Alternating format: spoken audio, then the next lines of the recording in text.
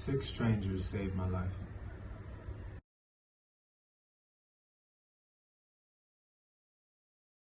There was something divine at play. There was something that was bigger than all of us.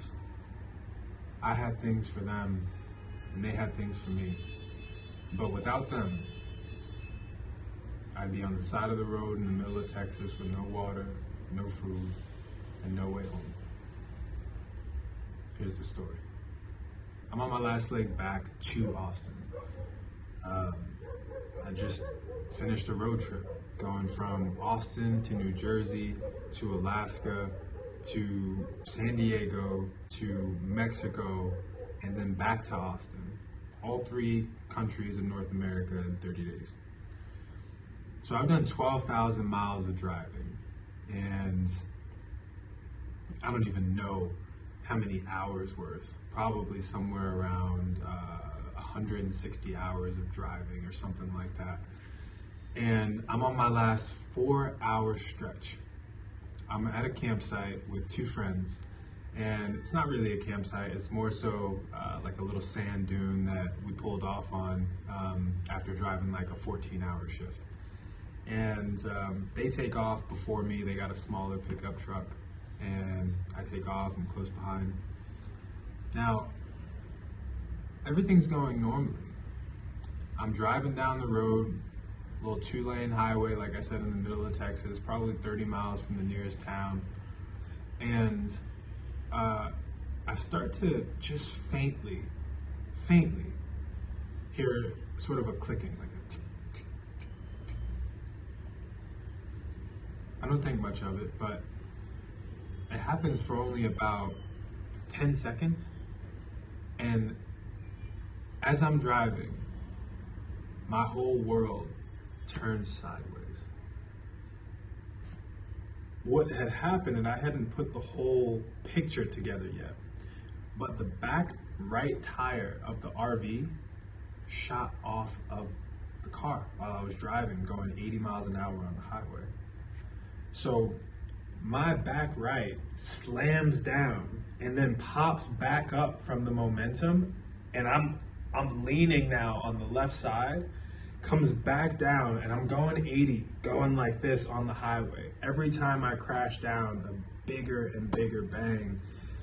And I'm in the moment, everything slows down, right? If you've ever been in any type of accident or anything like that, everything slows down right there in that moment, and you start to make really quick split decisions. So I know that I have to pull over, obviously. Here's the issue. On the side of these roads, these Texas roads or anywhere down south in the US, there are what I believe to be drainage ditches. So if it rains, the road doesn't flood. So it goes down on the side of the road, probably 10 to 12 feet, right? That slope. And because I don't have a back right tire, in my mind, if I try to go down that slope and get completely off the road, I'll flip. I'm almost certain of it. Just because the weight of the RV will lean over the top and it'll take me down the hill. So I need to get halfway in between where I'm off of the road, but not down in the ditch. So I kind of ride the edge a bit, and I stop the RV right on the in-between, because there is no shoulder. It just, the road ends, and then there's the side, there's the drop off.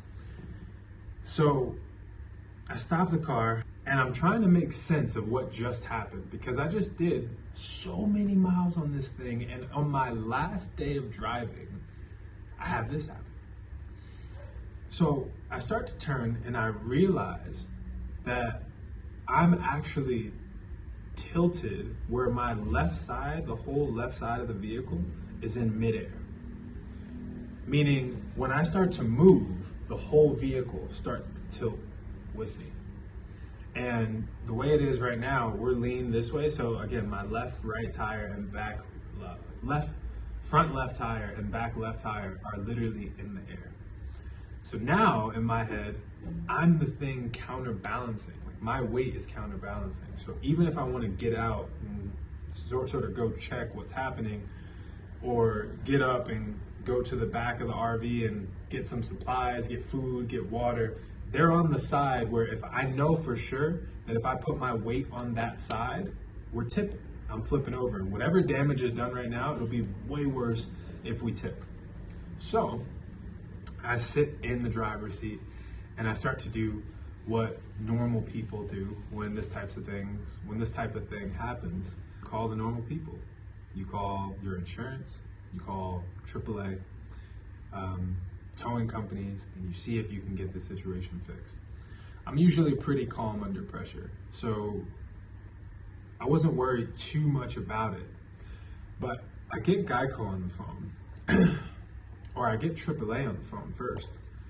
And after about an hour of them putting me on hold, trying tow companies, they call back. They come back on the phone and they say, hey, we can't get anyone to tow you.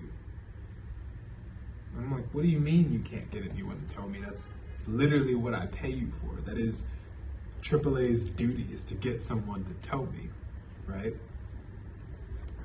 We can't tow you because companies either say it's too far to tow, because at this point I'm still 3.5 hours away from Austin. Your vehicle's longer than 20 feet, so they need a special rig to do that. And it's damn near impossible to tow a vehicle without a back right tire, without any of the tires, right? Because they need to be able to pull it up onto the truck. So I'm like, all right. And I'm kind of in my head figuring like, this is probably going to be the same deal for Geico, but let's try. So I hang up on AAA, they're a lost cause. I call Geico, I explain the situation, put in my claim, do that whole 9, and she starts to call people. She gets a company that says they're gonna come out, and I call her and I say, hey, can you call them and let them know it's a 25-foot vehicle and there's no back right tire. I've told you this, but you need to call and let them know that. She goes, oh yeah, no problem. Calls me back. Yeah, they said they couldn't do it. I know they said they couldn't do it because the other company said they couldn't do it. But she goes, all right, I'm gonna keep trying. So she keeps trying, and I figure I'll start trying. I'm calling companies, I'm getting a no, we won't make it that far. Yeah, not gonna be able to help. Yeah, unless you have a tire on there, we're not gonna be able to tow it. We start to get up into like the 20s and 30s of making phone calls, where it's starting to get like, okay, I get the point. I get what's happening here, right? And I would say that happened for about 2-3 hours. And then the AAA or the Geico woman comes back on and she goes, hey, this is really unusual, but there's nothing else we can do. We've exhausted all of our resources. So now AAA and Geico have exhausted their resources. I am in 90-degree Texas heat on the side of a road, 25 miles from the nearest town, so I cannot walk. No one will tow me. I can't get out of my driver's seat, or else for fear that the RV will flip, which means I can't go in the back and get water or food. And at this point, it's been probably about 5 or 6 hours. Now what? Enter stranger number 1. So I'm sitting there and I see in my side view mirror that this white truck is slowing down on the highway. Obviously you get a little bit creeped out, the sun's going down, white truck pulling up, slowing down, it's Texas. She pulls up, she pulls right in front of the car, and a woman hops out. And this woman's probably in her 60s, could be 70s, pure Texan. Denim jeans, the blouse that's unbuttoned on the top button there, but like tucked in, like nice tan cowboy hat that's like crispy, clean. And she walks up to the car. She says, hey, you thirsty? I said, yeah, I am. You hungry? She's like, yeah, I could eat. She goes, I got a place about 4 miles up the road. I'm gonna go in there and I can bring some stuff back. You got help on the way? And I'm still holding on to faith at this point. All right, so I tell her, yeah, I got some help on the way. Don't worry about it. But I would take you up on the water. I'll take you up on the food. Which already was going against something in me. It's hard. It's hard to accept things from people sometimes. If you grow up not wanting to make too much commotion, not wanting to make too much work for your parents, you go, or the people around you, you just accept your situation, you endure it. Yeah, that was a challenge, but I accepted because I needed it. So she takes off. So she comes back, and here's the thing, amongst all this person does not know me. This is a stranger. Imagine stopping for a complete stranger and offering them food, offering them something to drink. And then when she came back, she goes, hey, I got a cabin. I got 300 acres. I got a cabin. If you can't find somewhere to sleep, you're more than welcome to stay there. And at this point, I'm like, okay, this person is offering me the world. Just open up and accept it.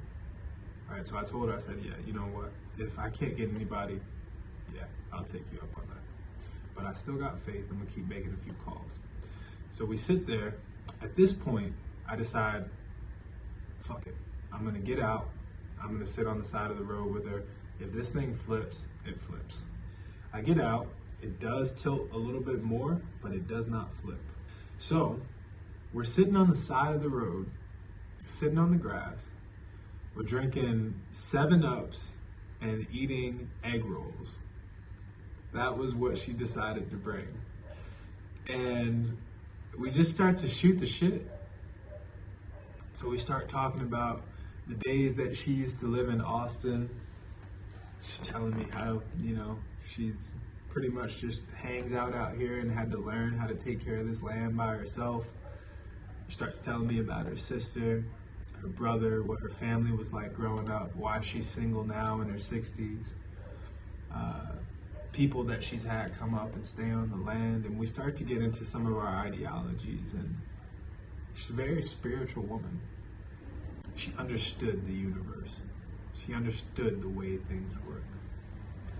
And we started to vibe on that, and admittedly, I was shocked because I would have never pinned her because of her outside, her exterior appearance. I would have never pinned her to be somebody who can speak directly to my heart in that way. Somebody who relates to me at such a deep level. We were two completely different human beings. I'm a young black man from the Northeast. She's an older white woman from the South. We couldn't have been raised more differently, yet here we are on the side of the road, eating food and sharing stories as if we were friends for decades. She was a blessing. We're talking about the RV again and what we're going to do. And Lynn goes, that's her name, Lynn, you should call the sheriff. I was like, I haven't thought about that. Let me try giving them a call before they close. I call the sheriff. I tell them where I am. They go, that's not our jurisdiction. Call that county sheriff. So I go, okay. So I call that county sheriff and I tell them, hey, I'm on the side of the road. No one will get me. I got 20,000 pounds worth of vehicle. There's no tire. I need help. Pretty nonchalantly, the woman on the other end could tell she had just worked a long shift. She didn't want anything to do with this. Said, hey, listen, did you call a tire shop? I said, no, I didn't call a tire shop. She said, okay, call this tire shop and see if they can help you. And if they can't help you, there's nothing we can do. I mean, I made 50 calls that day. So what's another call?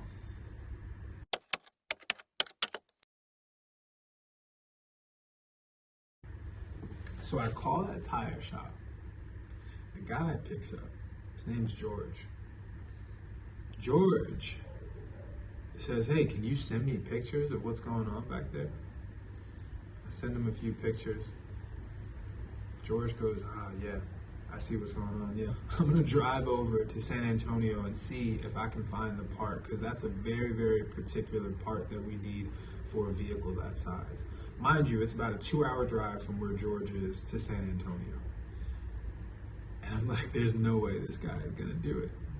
Sure enough though, about 2 hours later, so it's almost 8 p.m. at this point, George calls me back and goes, hey, they don't have the parts, but I can get them sent out here in the morning.